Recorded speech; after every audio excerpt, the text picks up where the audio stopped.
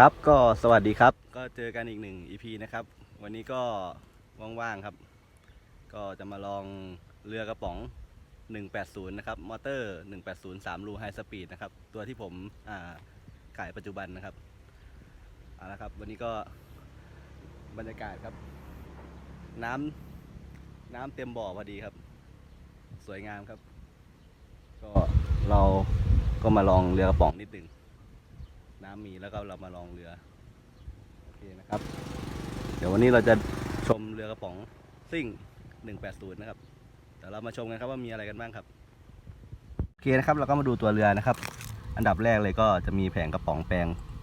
ปกติครับเป็นแยกแหล่งจ่ายไฟครับตัวนี้จะใช้แบต 3.7 2 ก้อนนะครับก็ไปที่ 7.4 ยันมอเตอร์แล้วก็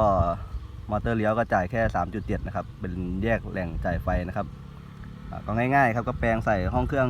SD หรือว่าห้องเครื่องใหญ่ธรรมดาครับมอเตอร์180ครับก็ทดเฟืองตัวนี้น่าจะเป็น16 ประมาณนี้นะครับส่วนใบด้านหลังก็จะเป็น25มิลครับก็มีเจือแต่งเล็กน้อยครับแล้วก็เผาลูกปืนนะครับ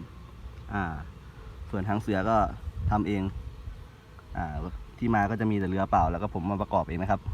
ก็เดี๋ยวลองชมนะครับกล่องนี้ก็จะเป็นปกติเขาจะใช้กล่องกันน้ำกันนะครับแต่ว่าผมใช้กล่องที่ว่าเก็บถ่านกล่องใส่ถ่านเนาะ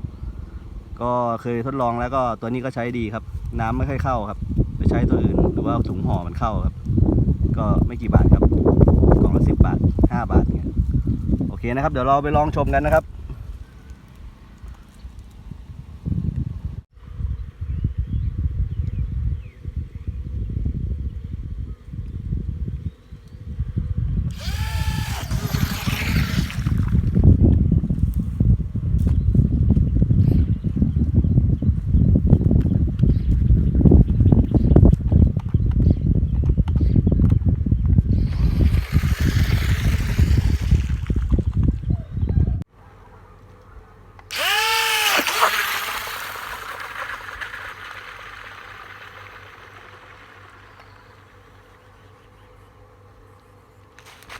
ครับก็โอเคนะครับลองแบบสั้นๆครับพอดีบรรยากาศไม่ค่อยเป็นใจครับทั้งคลื่นทั้งลมแล้วก็อย่างหนึ่งรีเลย์มันช็อตด้วย